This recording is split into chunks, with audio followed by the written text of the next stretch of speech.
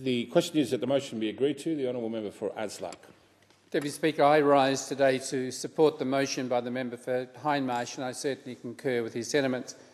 I too am fortunate to have 4 staff, of whom 1 quit just recently. The rest are smoke-free and make a great contribution to the health of our young people. I want to compliment the Department of Health and Ageing because they've developed a number of initiatives to encourage Australians to quit smoking, and I commend the Department and their staff for the work they're doing in conjunction with state and territory governments, but also with non-government organisations. I suspect if we took a reality check across this globe of ours, there are many parts of the world where this message won't be received at all, won't be known of. But certainly within Australia, we have that opportunity. We all know the adverse impacts of tobacco smoking on an individual, because they're well published, they're well known, and yet even with those adverse outcomes, we still have individuals who continue to smoke. And I hope that we continue to put a focus on good health, strong health, and the fact that you need to be there for your family. I think one of the sad things is when you walk past emergency departments at hospitals or at the front of major public hospitals, to see people with drips in their arms, but down the bottom having their couple of cigarettes before they race back upstairs. They're in a centre that is treating them for a health problem, but they're also equally contributing at the same time. It's well known that smoking raises the risk of cardiovascular disease, respiratory, cancer of the respiratory and digestive and reproductive organs, and premature births.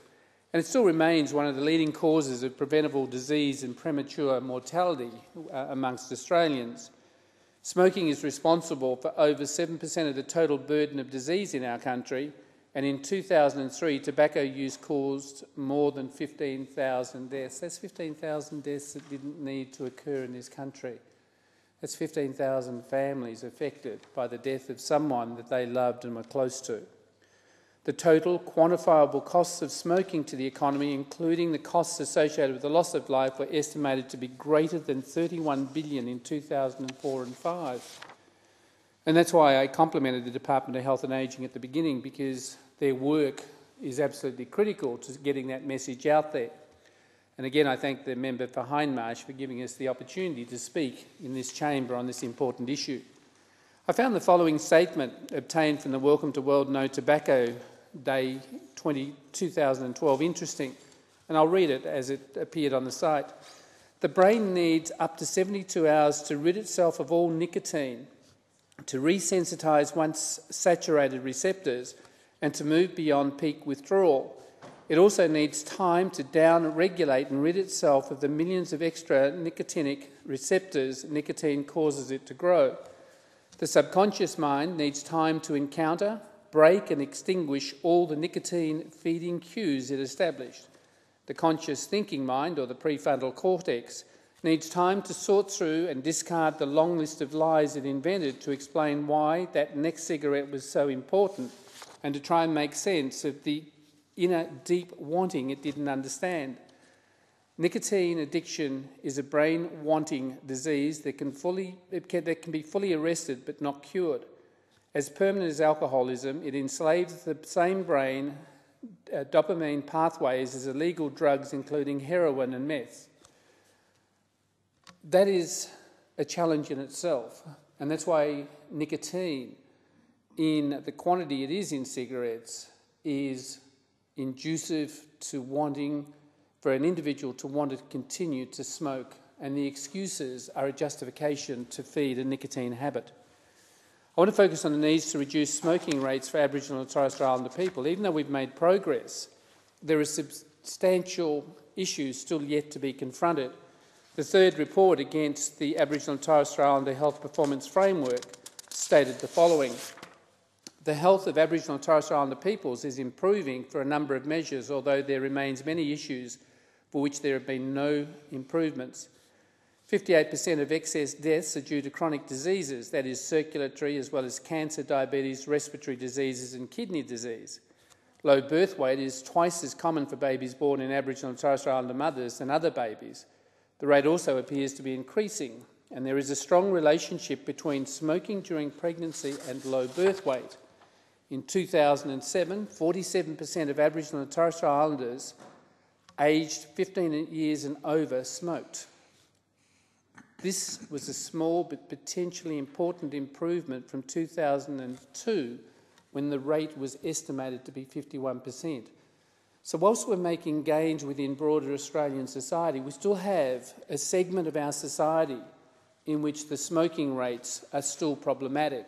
And on a day like today, it is highly likely that 47% will still continue their smoking habits until the programs that have been designed and put into place have the effect that it is starting to show. Around half of Indigenous Australian women smoke during pregnancy, 3 times the rate of other pregnant women. An estimated 65% of Aboriginal and Torres Strait Islander children aged 0 to 14-year-olds live in households with a current daily smoker, compared with 32% of non-Indigenous children. So reducing Indigenous smoking continues to be a priority for Australia and is now being addressed through the Indigenous Tobacco Control Initiative and the National Partnership Agreement on Closing the Gap in Indigenous Health Outcomes.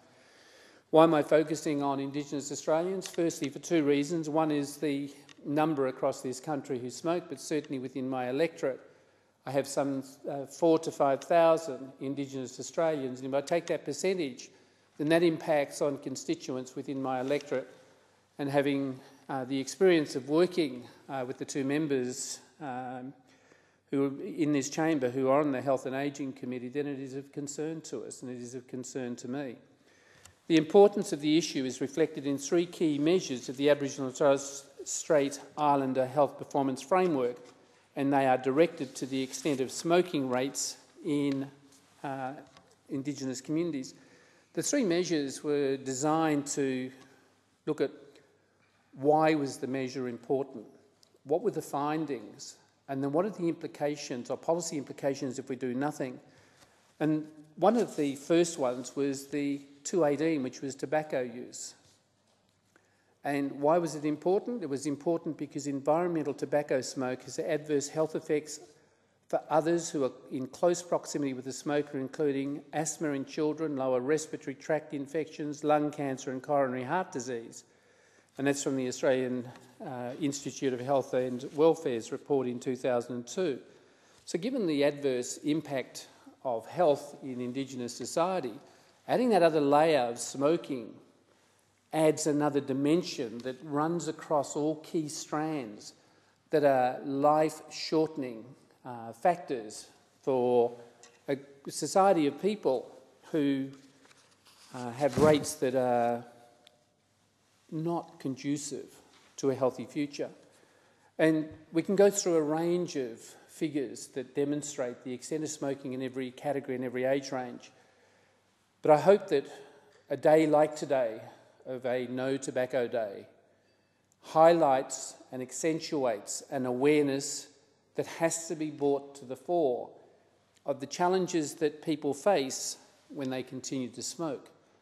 And certainly we understand the addictions that nicotine causes, and the measures that this Parliament has taken in respect to plain packaging of cigarettes is a critical step in making an unhealthy habit unattractive.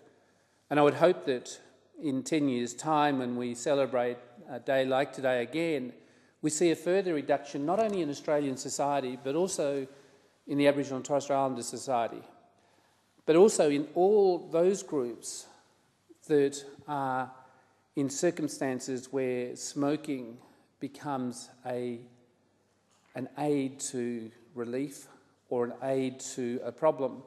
And an area that we haven't really explored, that we have to continue to do some work around, is within the prisons, and the high smoking rates within the prisons around this country are not conducive, again, to the health of those who are incarcerated.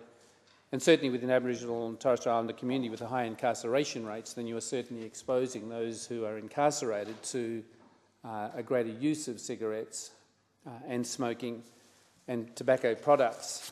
But I would hope that your motion, Member for Hindmarsh, Deputy Speaker, will certainly heighten people's awareness today. And I support the importance of World No Tobacco Day because it is probably one of the key steps to bringing about an awareness to reduce the prevalence rates of smoking within any society. Thank you, Deputy Speaker. Thank the member for Hasluck.